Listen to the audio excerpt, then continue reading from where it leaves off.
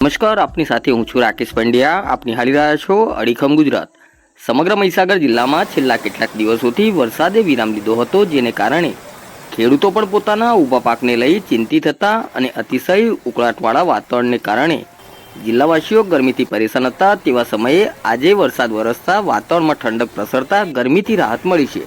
સમગ્ર જિલ્લામાં હજી પણ 57% જેટલો વરસાદ ઓછો છે. જોકે આજના વરસાદના કારણે ઊભા પાકને આંશિક રાહત મળી છે અને વધુ વરસાદ વરસે તેવું ખેડૂતો ઈચ્છી રહ્યા છે, જેથી ખેડૂતોના ઊભા પાકને જીવતદાન મળી શકે.